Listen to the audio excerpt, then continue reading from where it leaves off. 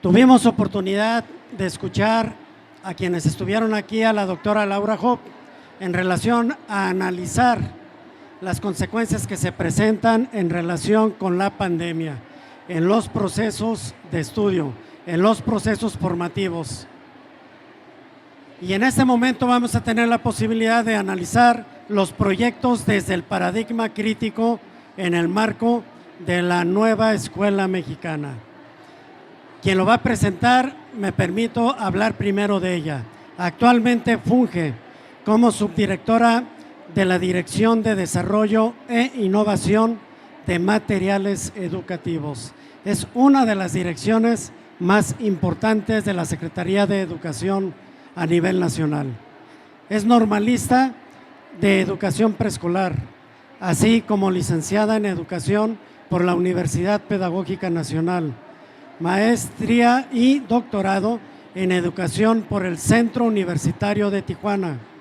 Es actualmente profesora e investigadora catedrática del Instituto McLaren de Pedagogías Críticas, a más de otras acciones. Por tiempos no se lee todo el currículum y le damos un fuerte aplauso a la doctora Isabel Camacho Norsgaray. Por favor, doctora. Bueno, ahí se me escucha, ¿sí?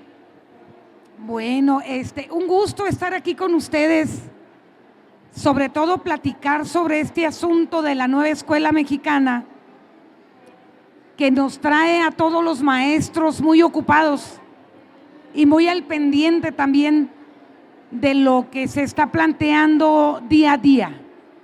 Gracias, de verdad agradezco muchísimo la invitación. De todo corazón aquí estoy. Comentarles que antes de empezar con la presentación, decirles, la nueva escuela mexicana es un paradigma educativo. Primero, no es, y me va a disculpar mucha gente, pero no es un cambio curricular, no es un cambio de currículo. La nueva escuela mexicana es la pretensión de construir un paradigma educativo mexicano que nunca hemos tenido. Nunca. Porque los modelos educativos que hemos tenido de 36 años para acá y también mucho para atrás a lo mejor, eran modelos tropicalizados. Es decir, se seleccionaba un grupo de investigadores, un grupo de catedráticos, se les mandaba a Europa 3, 4 meses, todo pagado, para que recorrieran el mundo viendo a ver dónde estaba funcionando la educación. Y entonces trajeran teorías, pedagogías, metodologías, propuestas didácticas, que ellos creyeran que era posible implementar en México. Y desde ir a copiar, porque copiaban esta pedagogía, luego copio esta metodología, copio esta didáctica, estructuraban un modelo educativo, se aprendían la teoría y entonces venían a reproducirlo acá en México a los profesores. Bien, eso no es la nueva escuela mexicana. Y eso tiene que quedar muy claro. ¿Por qué? Porque por primera vez estamos empeñados en construir un paradigma educativo mexicano con un modelo educativo y pedagogías propias, mexicanas. Y esto se está construyendo, como dicen vulgarmente, de abajo hacia arriba. De tal suerte que escuchar a cualquiera que no haya participado en la construcción de la nueva escuela mexicana, hay que tener cuidado, porque puede haber interpretaciones tergiversadas que están metiendo discursos de los modelos anteriores sobre pretexto de que comprenden la nueva escuela mexicana.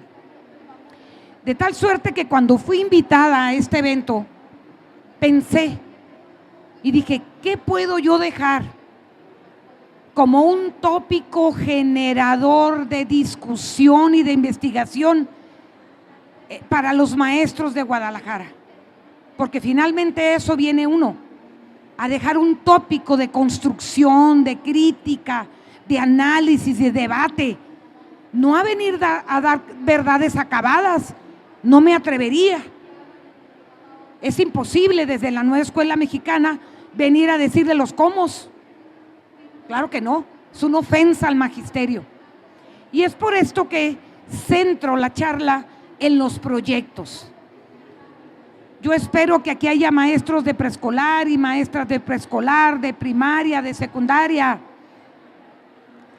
Yo lo espero, porque en realidad es una forma de ir aclarando y es una forma también de comprender cómo, por qué y desde qué marco están construidos los libros de texto de la nueva escuela mexicana, porque efectivamente no están desde un paradigma hermenéutico comprensivo, están desde el paradigma crítico, en donde se aportan algunos elementos para construir esa forma innovadora de libros. Porque a nivel mundial solamente hay 4 países que tienen libros de texto gratuito, y eso es importante. No en todos los países hay libros de texto gratuitos, solamente en 4.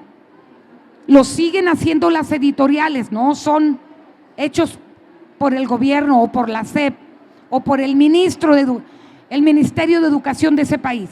4. Pero como están pensados estos libros innovados, en ningún país. Entonces, sí era necesario que yo tocara esto de los libros de texto. Primero, la nueva escuela mexicana es un paradigma en construcción, porque nadie puede decir que tiene la verdad y que sabe todo sobre el paradigma de la nueva escuela mexicana. Ahí sí no, por favor. Segundo, no podemos reducir la idea de la nueva escuela mexicana al trabajo por proyectos. Ah, no, yo ya trabajo por proyectos. No, pues yo ya estoy en la nueva escuela mexicana. No, de ninguna manera. Entonces es por eso que en ese aspecto me voy a centrar en este evento. Por eso se llama los proyectos desde el paradigma crítico en la nueva escuela mexicana. La que sigue, por favor, porque parece ser que la pila no me da. Ahí está. Bien. Primera reflexión. Ninguna educación, ni aquí, ni en China, ni en ningún país, es aséptica. Ninguna. Toda educación trae consigo un marco ideológico. La educación de los modelos pasados traía un marco ideológico neoliberal, claro que sí. ¿Por qué no lo va a traer la nueva escuela mexicana? O sea, ninguna educación es aséptica, pura, limpia o libre de ideología. Quien lo diga está engañando. Tiene intenciones, tiene finalidades, tiene postulados, fundamentos, promueven diversas teorías, metodologías, concepciones. ¿Dónde está lo aséptico? ¿Dónde está lo puro y limpio? En ningún lado, en ninguna educación ni en ningún modelo educativo. Jamás puede ser eso. Entonces, es importante que tengamos conciencia de eso, porque luego cuando dicen está ideologizando, ay, los demás no, los otros modelos no. Claro que sí, pero era una ideología distinta. La que sigue, por favor. Bien, la nueva escuela mexicana no parte de la pregunta ¿qué enseñar? ¿Cómo enseñamos? ¿Para qué enseñamos? No. No reduce la tarea del profesor a un nivel técnico como se hizo con los modelos neoliberales anteriores. Se reconoce que el profesor tiene autonomía curricular y profesional, pero con una finalidad: construir pedagogía mexicana. Entonces yo no puedo traer a un español y decirle al maestro que está frente a grupo en cualquiera de los niveles en este ciclo escolar qué es pedagogía y cómo se hace una planeación didáctica. Claro que no, porque la idea es que el profesor, a partir de la reflexión y de los elementos del paradigma de la nueva escuela mexicana construya pedagogía propia. Y entonces, maestros, maestras, cuando alguien venga a decirles, yo te digo cómo planear, háganlo a un lado. Y menos si ni siquiera es un compañero o una compañera. Menos. ¿Por qué? Porque eso no es la nueva escuela mexicana. Y hay que empezar a cuestionarnos a quién educamos, no a quién enseñamos. ¿A quién educamos? ¿Para qué los educamos? ¿Sobre qué los educamos? ¿Y cómo los educamos? Y más profunda la pregunta, ¿para qué educamos en este momento histórico por el que está pasando nuestro país? ¿Para qué educamos en este momento histórico? Si no partimos en un consejo técnico escolar, la que sigue por favor, si no partimos en un CTE de esas primeras reflexiones, no estamos haciendo lectura de la realidad. Traemos todavía un imaginario educativo en la cabeza que fue instalado durante la colonización de la pedagogía, llamada pedagogía institucional o didáctica institucional, que no tiene nada que ver con los educandos, con su vida cotidiana, conmigo, con mi propia vida cotidiana, con los conflictos, con la opresión que yo he vivido. No tiene nada que ver. Yo tengo un imaginario acá y desde ese imaginario pretendo educar. No, eso no es. Hay que preguntarnos, ¿para qué educamos en este momento histórico? Y entonces las maestras y los maestros, después de preguntarnos eso, entramos en un gran conflicto. ¿Por qué? Porque la idea de práctica docente ya no tiene la misma connotación o el mismo significado, sino que la nueva escuela mexicana, una vez que tú te cuestionas para qué educar, cómo, a quién, en qué momento, te va a llevar a que transites a un concepto importante que es la praxis educativa. Y nos tiene que quedar claro que praxis no es práctica docente.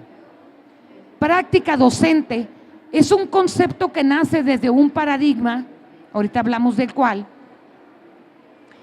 y que fue sometiendo al profesor, lo fue sometiendo a su nivel técnico, en donde los investigadores y los grandes académicos nos tenían que venir a decir cómo. Y ese cómo se le llama práctica docente. Pero la nueva escuela mexicana no está situada ahí, está en praxis educativa. Y por eso hay que transitar hacia allá. La que sigue, por favor. Entonces, la nueva escuela mexicana como paradigma educativo en construcción mueve o transforma esa idea, la mueve, sacándola del nivel técnico y motivándonos a reflexionar sobre qué premisas epistemológicas y pedagógicas redujeron nuestra tarea a solo saber enseñar bien y de cierta manera. Y no me van a dejar mentir que a través de los programas y todos los cursos de capacitación que nos daban, digo, pues yo vengo de grupo. ¿Y qué nos decían? Esta es la pedagogía. Y lléname este formatito y esto se llama planeación. Por más que fuera un proyecto, finalmente era un formatito. Y entonces el maestro, a través del tiempo, se olvidó de pensar pedagógicamente. Hasta si ahorita hacemos un examen y vamos a ver qué entendemos por pedagogía. Y ustedes se van a dar cuenta cómo la vamos a ir reduciendo, ¿sí?, a elementos de una pedagogía institucional que fue dictada por los modelos anteriores. Y peor aún, si nos metemos en el campo de la didáctica, nos vamos a quedar en un formato a contestar y atender. Eso no es la nueva escuela mexicana. La que sigue, por favor. Y entonces quiero hablarles, si me lo permiten, y por favor me dice del tiempo, porque luego yo me voy, luego yo me voy. Quiero hablarle de los paradigmas para poder hacer un recorrido como normalistas, para hacer un recorrido como maestros que transitamos en los tantos cambios, 1001 cambio curricular, porque esos sí eran cambios curriculares. Este no es un cambio curricular, no nos confundamos. Es la construcción de un paradigma inacabado aún. Entonces, podemos hablar de 3 paradigmas esencialmente que influyeron en la educación en México y en el mundo. El primer paradigma, muy conocido por todos nosotros, pues es el paradigma positivista. Que esencialmente, o desde ciertos principios epistemológicos, se trataba de promover el conocimiento sobre una realidad ya dada. Ahí está la realidad. Y la epistemología que fundamenta este paradigma tenía que ver con aquellas formas de conocer la realidad dada. Pero también tenemos el siguiente paradigma, y me voy rápido, que es el paradigma hermenéutico, interpretativo, comprensivo, que por cierto, le dio solidez al paradigma, a la propuesta de competencias, aprendizajes claves, competencias, objetivos. Ahí se quedó, desde ahí ese paradigma. ¿Y ese paradigma qué pretende? Bueno, comprender la realidad. Y ahorita voy a especificar un poco más para poder distinguir en dónde está la NEM. La NEM no está en este paradigma comprensivo, aunque está en tercos investigadores y académicos de regresar el discurso y volvernos a meter los mismos conceptos de ese paradigma, del modelo anterior, y decir que eso es la nueva escuela mexicana. No nos dejemos engañar. Esos conceptos son del paradigma comprensivo interpretativo y de los modelos por competencias. No son de la nueva escuela mexicana. Tiene que quedar bien claro. Y bueno, finalmente tenemos el paradigma crítico, que no busca solo conocer, no busca solo comprender, sino la razón de ser de todo esto es transformar la realidad. Entonces, cuando hablamos de crítico, inmediatamente hay que asociarlo con transformación de la realidad, transformación de la vida cotidiana. Si yo nada más me quedo en la idea de lo que yo comprenderlo, pues no estoy en el crítico. La que sigue, por favor. Entonces, bueno, vamos a hablar. Cada paradigma promovió proyectos, tiene sus proyectos, cada paradigma. Por eso cuando decimos, no, pues yo ya trabajaba por proyectos, es más con lo mismo. No, claro que no, claro que no. Entonces, la nueva escuela mexicana no trata solo trabajar por proyectos, porque entonces yo les pregunto, ¿desde qué paradigma trabaja usted, maestra, sus proyectos? Porque cada paradigma tiene proyectos, tiene método de proyectos, cada paradigma. Y de eso es lo que quiero aclarar aquí, para que no nos confundamos. Entonces, bueno, empezamos con el paradigma científico, donde el proyecto es una estrategia didáctica. Ahí es donde se empiezan a poner los proyectos, no como métodos propiamente, sino como estrategia didáctica. Hay que distinguir los términos. La que sigue, por favor. Entonces, en este paradigma, la práctica docente intentó otorgarle, o más bien este paradigma trató de que la pedagogía fuera científica. Y no me van a dejar mentir cómo es en ese tiempo que en todas las universidades nacen ¿qué? Las ciencias de la educación. ¿Sí se acuerdan? Antes de eso no existían las ciencias de la educación, pero cuando permea el paradigma positivista la educación, independientemente del nivel educativo, dijeron, hay que hacer una pedagogía, sí, pero enmarcada en las ciencias de la educación. ¿Para qué? Para que esa pedagogía sea científica. Y entonces entra fuertemente los proyectos como estrategia didáctica. Y a ese tipo de educación, Paulo Freire le llamó educación bancaria, la memorística. No la perdamos de vista. Y había proyectos, ya había, pero como estrategia didáctica para darle cientificidad a la pedagogía. Y entonces uno, pues tenía que ir a recurrir a las ciencias de la educación para pensar desde las ciencias de la educación el acto pedagógico, porque tenía que ser ciencia, porque no se valía de otra forma que no fuera comandado con variables, control de variables del aprendizaje, todo esto. Y eso lo padecimos los profesores, todo eso. La que sigue, por favor. ¿Cuál era la característica de los proyectos de este paradigma positivista o de esta educación bancaria? Bueno, si se fijan, nos quedamos anclados a esto de que hay una fase de investigación, siempre pensado en una relación causal. Y luego, pues, un desarrollo de procesos investigativos ahí, ¿no? Después análisis de la información, comparación de resultados y luego compartirlo. ¿Le suena esto de secundaria o no le suena? Pues era la forma en que se pensaban los proyectos desde este enfoque. Tenía primacía las ciencias duras, por supuesto, y dominaba el término conocimiento, transmitir conocimiento, enseñar conocimiento. Y el proceso de enseñanza-aprendizaje en este paradigma y en este tipo de proyecto, esencialmente recurría a una contrastación de una teoría sobre una realidad dada. Contrastar una teoría sobre una realidad dada. Conocer la realidad desde una teoría, no desde la propia realidad y sus dinámicas naturales, no. Y por eso había que darle un marco teórico con una serie de conceptos y categorías para que conociera la realidad. Y en esa tarea estaban ocupados los proyectos.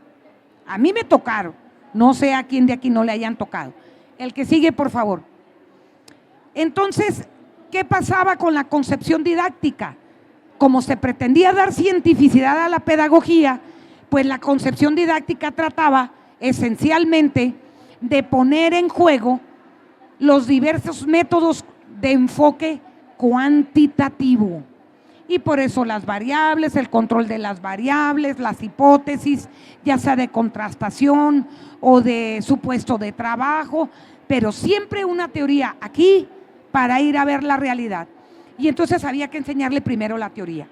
Entonces la escuela, ¿qué era? La escuela promovía una monocultura del saber. Y bueno, ese es un término interesante que está en Buenaventura de Sousa, en las epistemologías del sur. Y precisamente él hace toda una crítica de estas escuelas déspotas en donde el profesor lo sabe todo y en donde el profesor enseña. ¡Qué terrible! Es una posición déspota de la enseñanza, porque yo soy el que sé. Tú escucha y aprende de mí. Y si nos vamos a la escuela y le revisamos los rituales de la escuela, están en esa posición déspota de la enseñanza, en donde atiéndeme, porque yo soy el que sé. Y entonces a eso, a que la escuela no dice mentiras, de que la escuela enseña la verdad única, se le llama monocultura del saber desde Buenaventura de Sousa. Es interesante, es una crítica seria a ese tipo de escuela y de ese tipo de universidad sobre todo. La que sigue, por favor.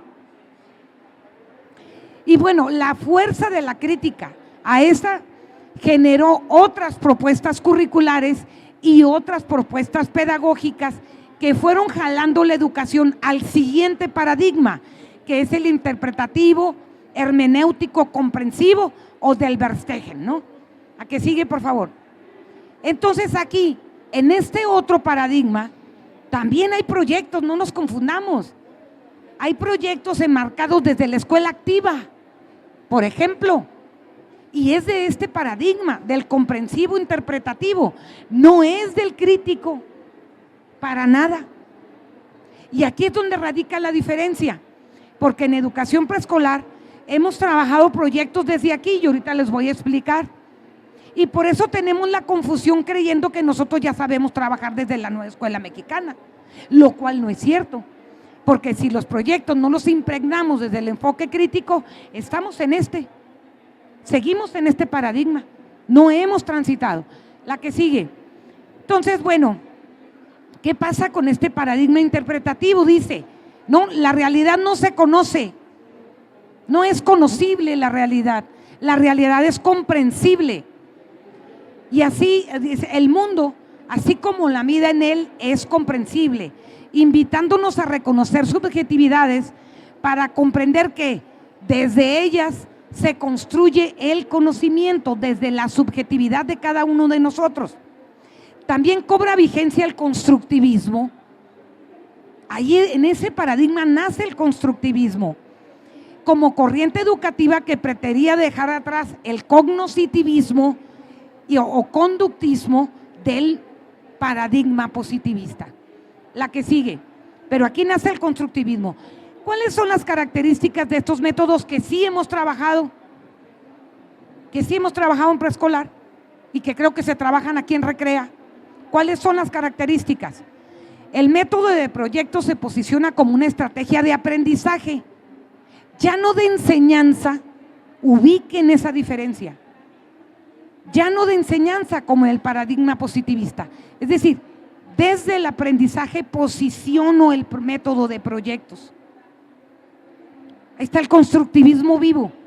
Y es como entra entonces la corriente de la escuela activa, porque ya no está pensado desde la posición de la enseñanza los métodos de proyectos, sino desde la posición del aprendizaje. La primera diferencia. Y entonces, ¿qué pasaba? Esos proyectos eran disciplinantes, es decir, atendían problemáticas establecidas desde conceptos y principios centrales de una disciplina. Por eso en preescolar, pese a que teníamos campos formativos, los proyectos atendían a una disciplina. Y por eso tema, ¿no? O sea, las educadoras comprenden perfectamente de lo que les estoy hablando. Entonces, en la organización de los aprendizajes, pone a los educandos frente a procesos investigativos, utilizando técnicas propias de las disciplinas que formaban los campos formativos en preescolar. Y en secundaria y en primaria, aquel maestro que trabajara un método de proyecto, sí, pero desde la investigación y desde conceptos propios, por ejemplo, de la matemática. Y desde ahí trabajaba el proyecto. Es decir, disciplinantes dentro de una disciplina, sin intercalar o vincular otras disciplinas en un solo proyecto. Y entonces, ¿qué se hacía? Entra en boga todo el enfoque cualitativo de investigación, y es cuando entran que las rúbricas, que las encuestas, que dejando atrás el cuestionario, ¿no? Ahora entrevista a profundidad, estudio de caso, y empezaron a meter ese tipo de estrategia investigativa, heurística, hermenéutica en los proyectos. Eso es lo que hemos vivido hasta ahorita, efectivamente. La que sigue, por favor. Y bueno, pero aquí hay un detalle interesante. En este paradigma entra el concepto de lo formativo, pero lo formativo desde lo comprensivo, desde lo individual. Y entonces ahí hay mucho que decir, porque efectivamente la colectividad, como se plantea en la nueva escuela mexicana, no existe en ese paradigma, porque el alumno comprende la realidad y desde ahí significa su aprendizaje para él mismo. Ahí está el constructivismo. Él construye su conocimiento. Solo había que dotarlo de experiencias y aprendizajes para que lo hiciera. Pero ¿y lo colectivo? No existe en ese paradigma. Y entonces, ahí está la persona creyendo que con su esfuercismo ha logrado todo en su vida. Y entonces no reconoce que los otros también le han ayudado a construir conocimiento, ¿no? Aquí está una de las grandes diferencias. La que sigue, por favor. Y bueno, finalmente, en este paradigma comprensivo, interpretativo, hermenéutico, donde se consolidan las propuestas curriculares del neoliberalismo, y lo repito, donde se constituyen y se consolidan las propuestas curriculares del neoliberalismo, en este paradigma, la educación y el currículo se convierte en prescriptivo, es decir, los enseñables detrás de un escritorio le van a decir al profesor lo que tiene que enseñar, pero él tiene que hacer significativo el conocimiento solo contextualizándolo. Eso no es la nueva escuela mexicana. Eso no es. Ese es el neoliberalismo educativo, lo prescriptivo, lo apriorístico. Por eso quiero hacer la diferencia, porque yo creo que hay confusiones y lo he visto. Y entonces, en los proyectos desde este paradigma, ustedes saben muy bien que John Dewey, como un teórico crítico, un pensador crítico, incipiente, quiso empezar a decir, sí, proyectos sí, pero tratando temas de relevancia social.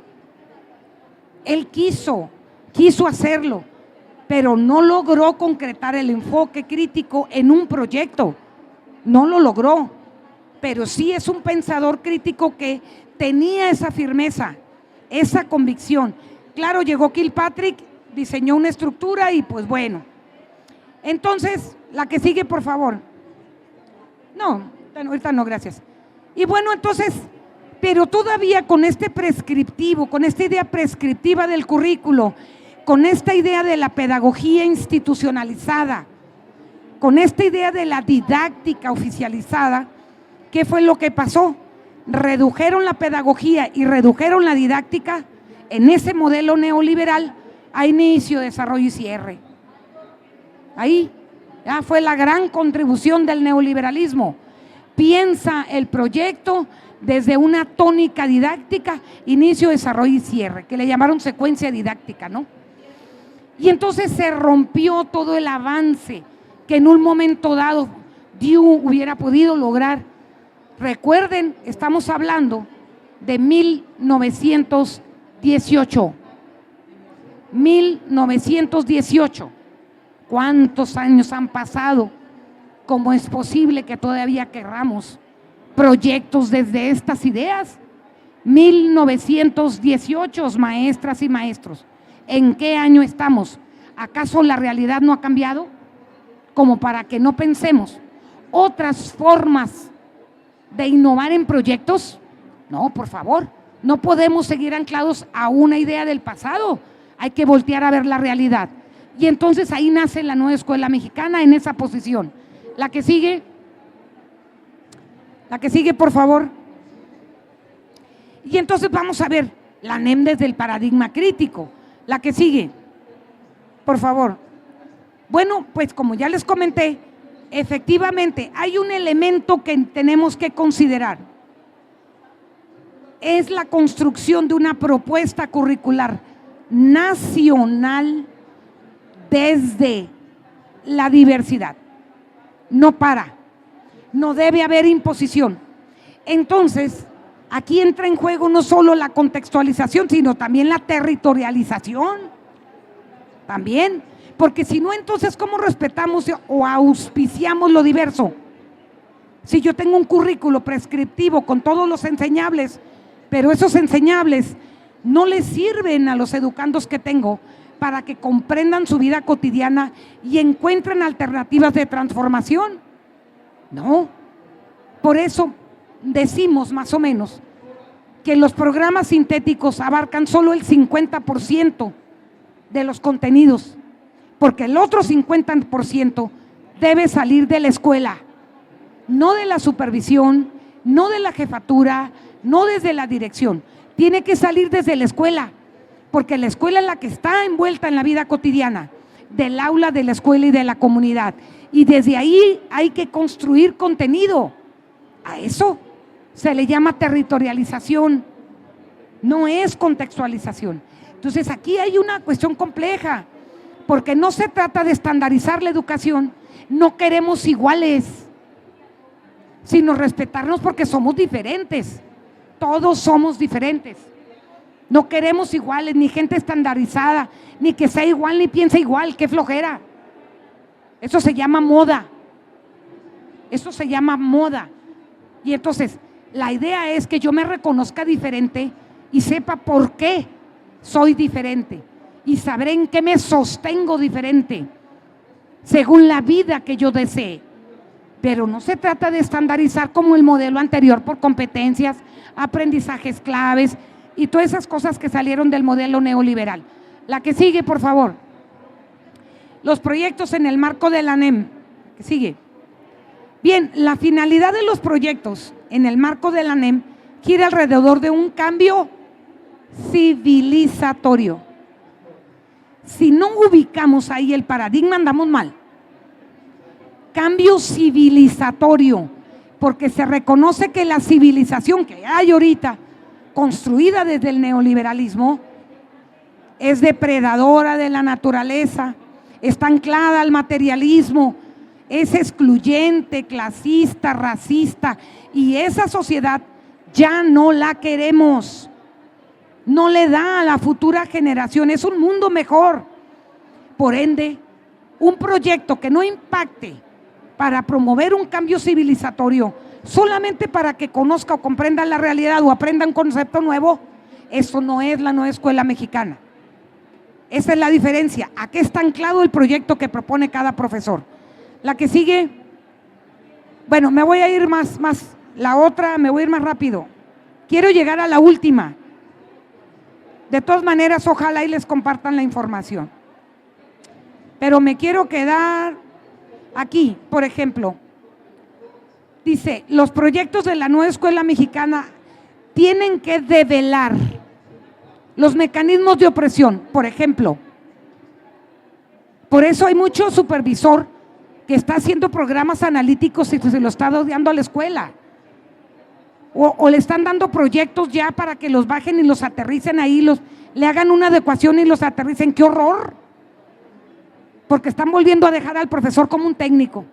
Y aquel que quiera arrodillarse de esa manera, pues que lo haga. Pero la nueva escuela mexicana también da cabida al que diga, no, espérate, yo soy un profesional y yo voy a estructurar proyectos desde mis saberes pedagógicos anclados a un cambio civilizatorio, porque yo no quiero que siga la exclusión ni la opresión, porque somos libres, hay que emanciparnos. La que sigue, la última, por favor, ya para cerrar. La última. Entonces, ¿qué es la NEM y sus proyectos? Que ya no les pude dar las características porque entiendo el tiempo. Es un esfuerzo gubernamental por construir una educación propia, aquella que anhelamos todos, para, con y desde las y los mexicanos, no extranjeros, que no vengan a traernos y a reproducirnos pedagogías que no hayan sido construidas desde la escuela.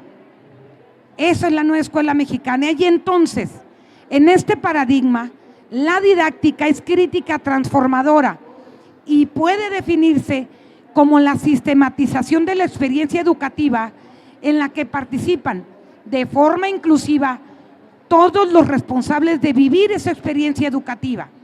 Es una suerte de proyección sobre qué, para qué, con qué finalidad y cómo viviremos la experiencia educativa. También se considera en esa proyección la recuperación de lo vivido. No hay un aprendizaje esperado previo, sino es un resultante del proceso de diálogo y de convivencia, de investigación, de comunicación. Es un resultante del proyecto, no es previo, es un resultante. Esa es la forma de ser de la evaluación formativa, que tampoco se ha entendido bien. Entonces recuperamos en el proyecto también lo vivido, lo aprendido durante la vivencia y las formas, sobre todo la forma de vincular lo que aprendí como resultante del proyecto, no de manera previa, como resultante del proyecto, cómo lo vinculo a mi vida cotidiana y cómo me ayuda a transformar. Entonces, no estereotipos, no formas de vida ideales, sino desde el auspiciar la diversidad. Esa es la nueva escuela mexicana y en ese sentido se direccionan sus proyectos. Gracias.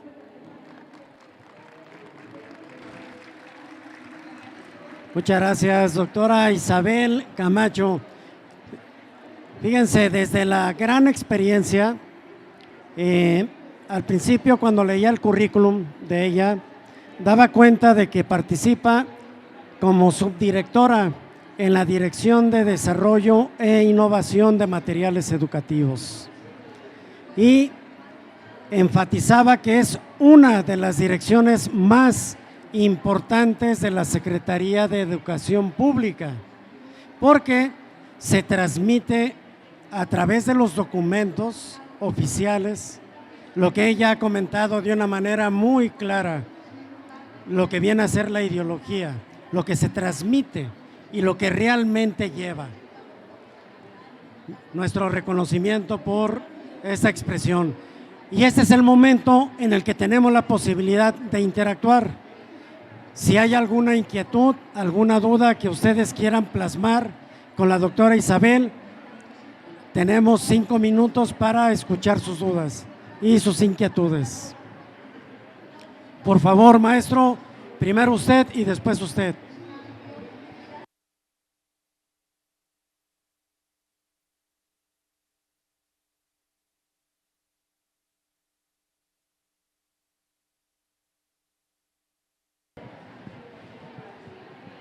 Bueno, buenas tardes. Mi nombre es Salvador.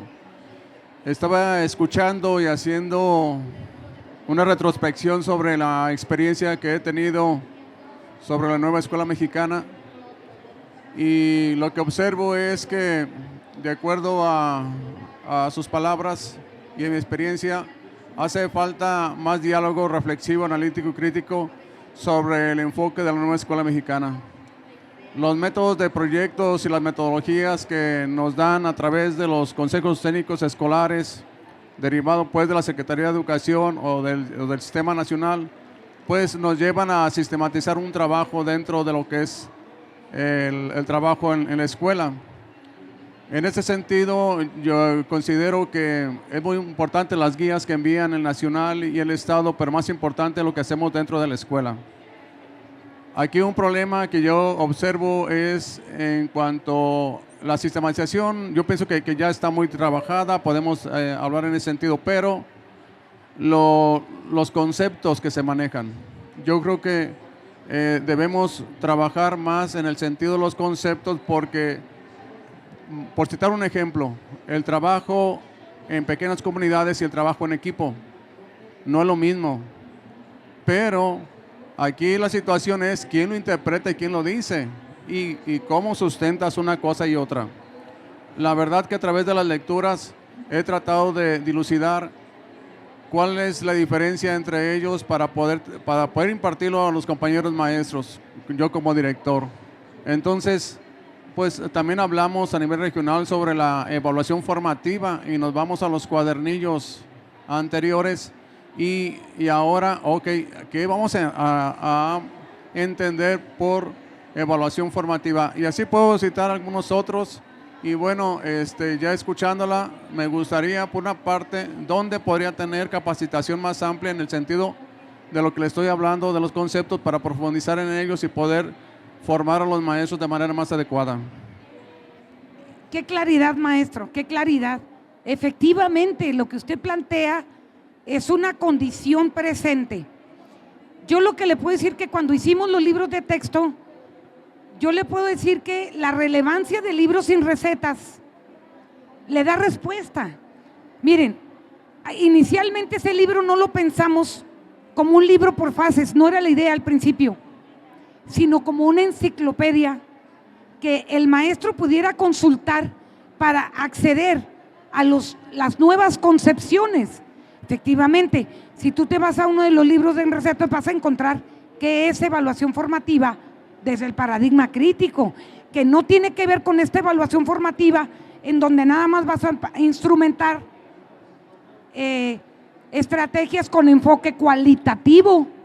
Claro que no, eso está en los otros 3, 4, 1, 2, 3 y 4 libros de evaluación, ¿no?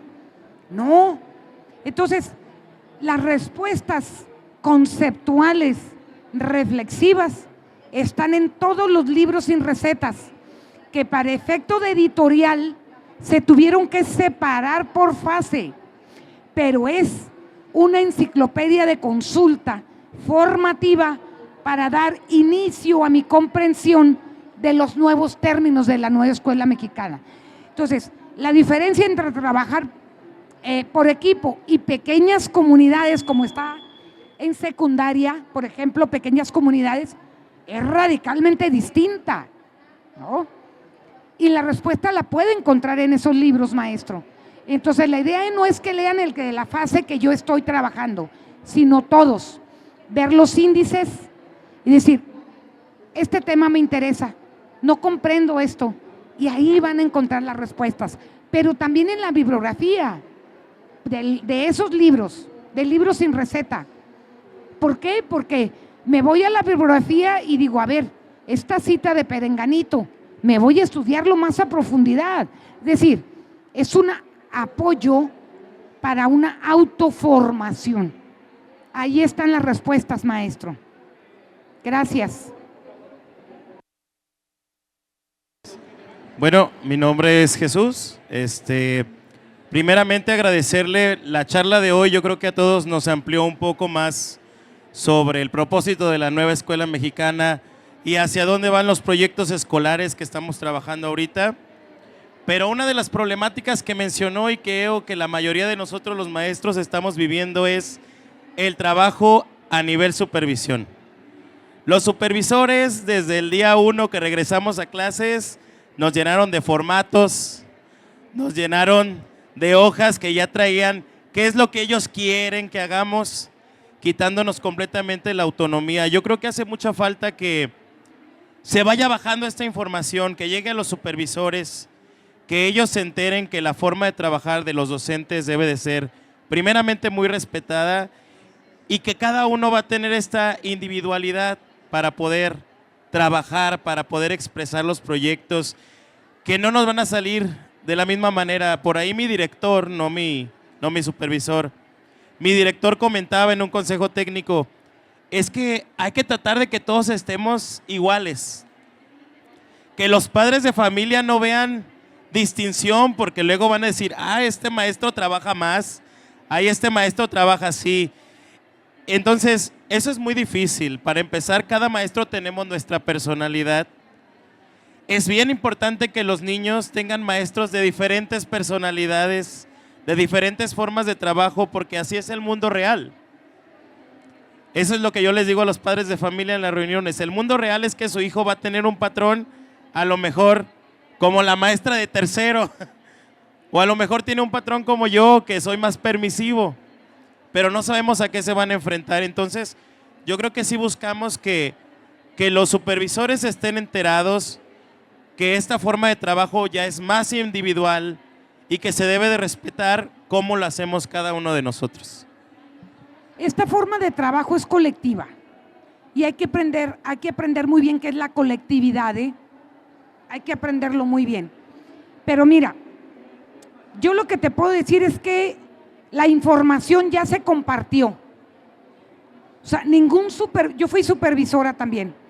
Ningún supervisor te va a decir, yo no lo sabía. No, claro, todos lo saben. Todos. Porque esto no empezó ayer. Empezó hace buen rato. Pero ¿sabes cuál es el problema? Yo me coloco en los zapatos de un supervisor porque fui supervisora. Y me parece algo muy difícil porque en una medida a mí no me han puesto a reflexionar cuál es mi papel. ¿Cómo yo puedo ayudar a transformar la escuela y me siguen exigiendo las mismas cuestiones administrativas? Y entonces, en tanto a mí supervisor no me metan a una tarea nueva, donde yo comprenda que la nueva escuela mexicana se está construyendo entre lo instituido y lo instituyente, lean a Castoriadis, está perdido el supervisor. Y cuando una persona tiene una confusión, regresa a lo conocido. Y eso es lo que está pasando con los supervisores. Por eso, si fuera yo supervisora en este momento, yo haría un consejo técnico con otros supervisores y platicaría cuál es la diferencia entre lo instituido y lo instituyente. Bueno, lo instituido desde Castoriadis es eso conocido. Es cuando dicen yo soy institucional, yo soy oficialista. Eso es lo instituido. Pero resulta que eso yo soy institucional tiene enfrente retos que te dicen no, ya no es así. Entonces, como tampoco me dan una vía como supervisor, me siguen exigiendo lo mismo, pues yo les voy a exigir lo mismo porque regreso a lo conocido. y no puedo caminar a eso diferente que se llama instituyente. Entonces, sí hay que comprender a los compañeros supervisores, y a lo mejor los maestros tendríamos que acompañarlos a ellos para que transformen sus funciones y decirle: gracias, comprendo que estás muy preocupado, pero yo voy a trabajar mis formas y me voy a equivocar seguramente, pero no importa, porque del error también se aprende, y voy a tratar de ir construyendo mi pedagogía propia. Tu supervisor construye tu supervisión propia y vámonos acompañando mutuamente. Ese es un problema también con los supervisores, hay que comprender también.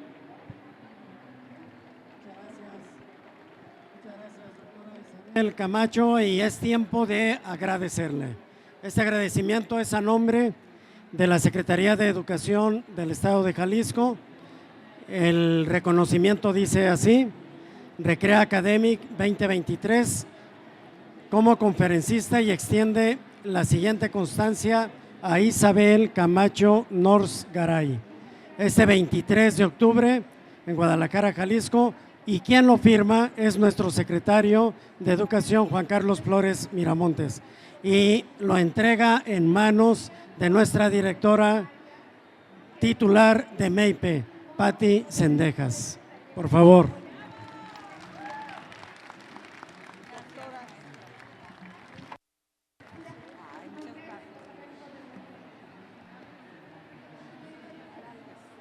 ¿Es este también, es acrílico? Por favor, es acrílico y este también. Muchas gracias. Gracias a ustedes, gracias. Sí. Y este también.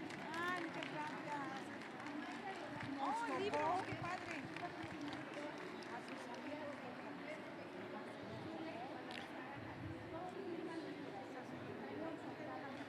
Muchas gracias, doctora Isabel. Nos congratula mucho su presencia.